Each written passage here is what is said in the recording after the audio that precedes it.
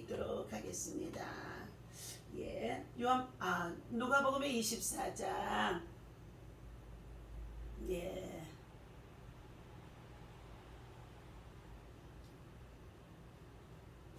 우리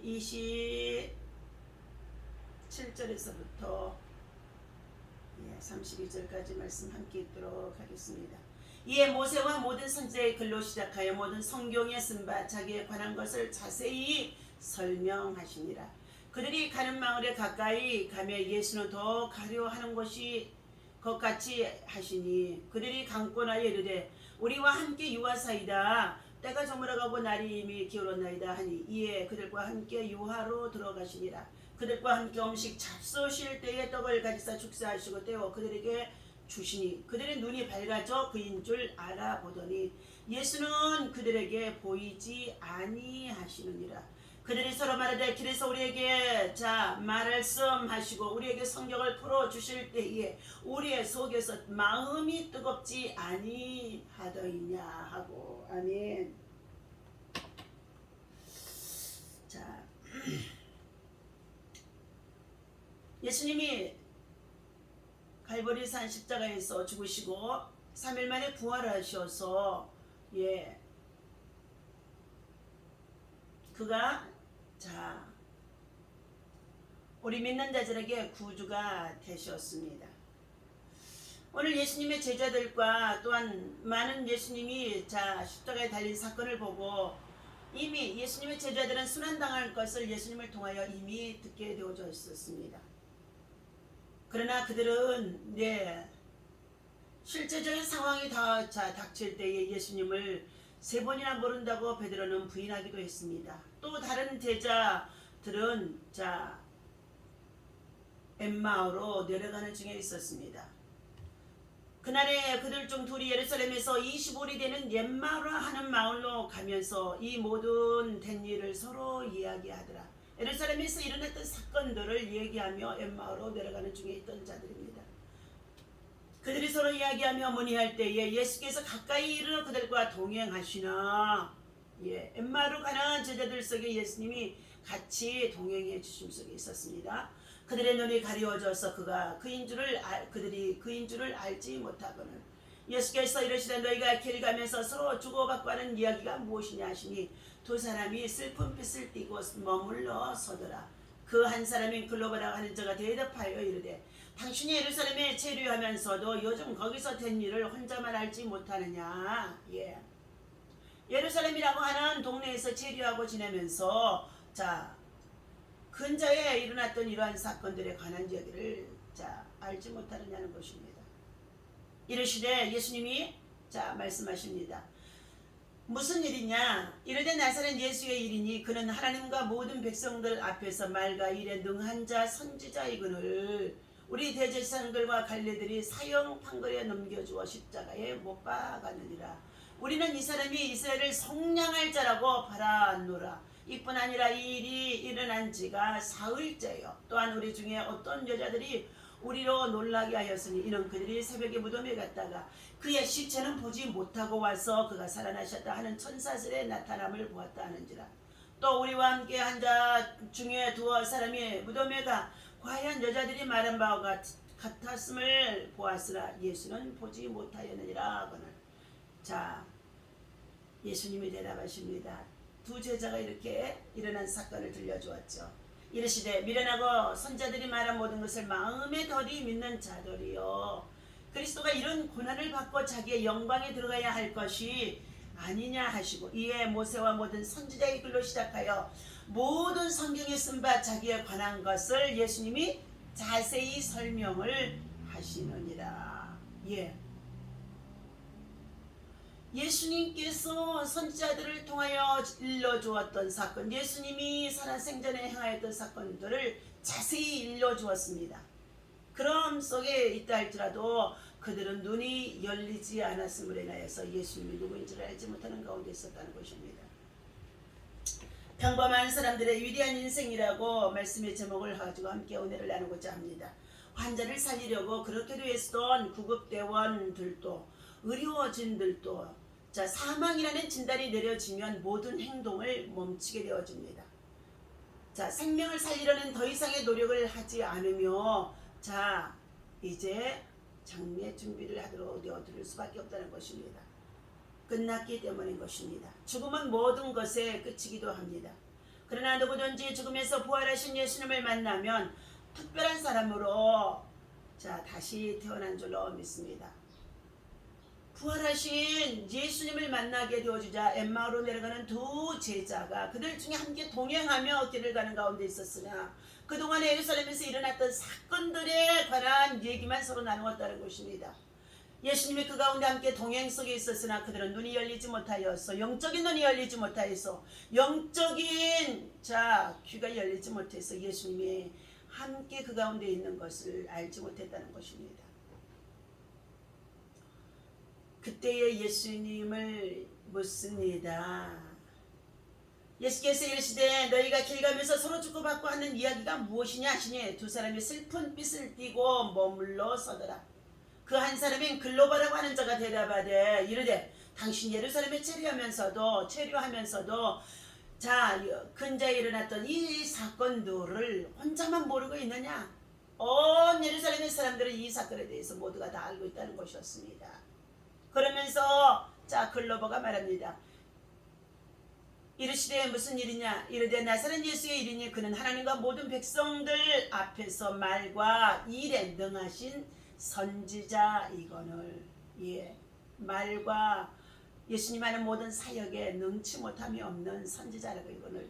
우리 대지상들과 관리들이 사형 선고에 넘겨 주어 십자가에 못 박았다는 것입니다. 자, 그러나 누구든지 죽으면서 부활하신 예수님을 만나면 예수님이 만나 주시면 변화가 되어지는 줄로 믿습니다. 영국의 한 작은 마을에서 직조공의 아들로 태어난 윌리엄 켈이라는 사람이 있었습니다.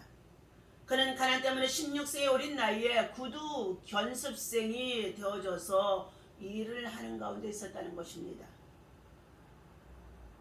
그럼에도 그는 늘 주일이면 하나님의 성전에 나가 예배하는 가운데 있었으며 하나님의 말씀을 사모하는 중에 있었다고 합니다. 그러다가 18세에 회심을 경험하고 하나님의 구원의恩寵이 얼마나 위대한 것을 깨닫게 되어졌다는 것입니다. 1785년에 목사 안수를 받은 그는 32세가 되어진 해에 인도의 선교사로 가고자 결단을 했다는 것입니다.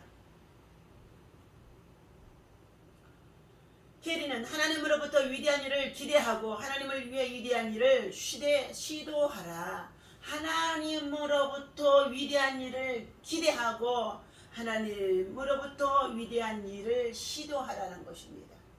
바로 그것이 하나님의 나라의 복음을 위해서 복음의 능력이 나타날 것과 그리고 또한 더 나아가서 복음을 위해서 헌신하며 일하는 이 위대한 헌신이 바로 작은 것에서부터 삶 속에서 시도하게 되어지면 반드시 위대한 역사가 나타나게 되어진다는 것을 말해주고 있었습니다. 그는 이렇게 하나님으로부터 위대한 일을 기대하고 하나님을 위해 위대한 일을 시도하라는 선언을 하였으며 그로 인하여 그는 인도로 향해 복음을 전하는 선교사로 나아갔다는 것입니다. 1793년 11월 11일 인도 후글리에 도착한 게리는 복음을 위해서 전적으로 헌신을 했다는 것입니다. 성경을 인도의 여러 방언으로 번역하여 복음이 쉽게 전달되도록 했고 학교도 세웠다는 것입니다. 이제 그 근방에서 예수 그리스도의 이름을 들어보지 않는 사람은 없을 정도로 열심히 복음을 전한 자였으며 그는 쉬지 않고 복음 사역에 전도 사역에 매진을 했다는 것입니다. 하지만 7년이나 지난 세월 동안에 단 한 사람도 개종을 시키지 못해서 안타까운 실종 속에 있었습니다. 그러나 그 기간 동안에 그는 5살 난 아들과 또 사랑하는 아내마저도 잃게 되어진 불운한 생활을 겪었다는 것입니다. 그런데도 그는 좌절의 상황과 어려움 속에서도 포기하지 않았습니다. 여전히 하나님께서 이루어 주실 위대한 꿈을 기대했기 때문인 것입니다. 큰 인쇄 시설을 설치하여 성경 번역 사업이 더욱 활발해지도록 진행하며 도왔다는 것입니다. 25년이 지난 1818년 무렵 그가 세례를 준 600명의 사람과 수천 명의 교인들이 예배에 참석하는 놀라운 역사가 벌어졌다는 것입니다. 7년 동안은요, 복음을 뿌리고 심고 전해주며 그리고 인도에 말로 번역을 해서 끊임없이 뿌리고 심는 일을 하는 가운데 있었습니다. 개종되어져 열매가 없게 되어지는 그 상황의 아픔은 목회를 해보지 않는 사람이라고는 느낄 수가 없는 줄로 믿습니다. 그런데 25년이 지나고 났더니 무려 600명의 사람과 수천 명의 교인들이 윌리엄 캐리의 예배에 참석하게 되어졌다는 것입니다. 1819년에는 교회 지도자 복음 전파자 양성을 위해서 세란포 대학까지도 설립하여 근대의 선교의 아버지라는 존귀한 명칭을 얻기도 했다는 것입니다. 캐리는 정식 교육을 제대로 받지 못했을 뿐만 아니라 어떠한 지위도 영향력도 없는 구두 수송공의 가난한 자였다고 합니다. 그러나 부활의 주님을 만나고 위대한 인생으로 헌신되어져서 복음을 위해 선교사로 나가 일했다는 것입니다. 부활의 예수님을 만난 후에 여러분과 저의 삶이 지금 어떠한 상태 속에 있습니까? 늘 우리는 부활주일 이후에 부활의 주님, 정말로 부활하신 주님 얼마나 우리가 많이 참으로 사모하고 그리고 의지하고 간절히 정말로 사랑하는지 알 수가 없습니다. 코로나 팬데믹 가운데 있으면서 사랑하는 저 여러분들, 우리의 삶이 참으로 고통 속에 있다고 할지라도 부활하신 주님이 함께 하시며 부활하신 주님이 우리 안에 들어와서 성경으로 말씀하시고 성경으로 역사하시며 성령의 역사가 되어지면 반드시 변화되어진 놀라운 역사가 있어질 줄로 믿습니다. 그것은 바로 내가 누구이며 어디서 왔으며 무엇 때문에 살며 하나님께서 주신 나에게 향한 하나님의 사명이 무엇인 것을 알아야 될 줄로 믿습니다. 사명을 위해서 사는 자는 늘 기도로 사는 줄로 믿습니다. 기도하면 기적이 일어납니다. 오늘도 좋은 일이 일어날 줄로 믿습니다. 부활의 역사가 나타날 줄로 믿습니다. 우리 함께 기도하겠습니다. 하나님 아버지, 부활하신 예수님과 함께 믿음을 지켜나가고 있습니다. 죽음을 이기고 부활하신 주님, 오늘도 우리와 동행하심을 믿습니다. 평범한 삶을 살지라도 하나님으로부터 위대한 일을 기대하게 하여 주옵소서.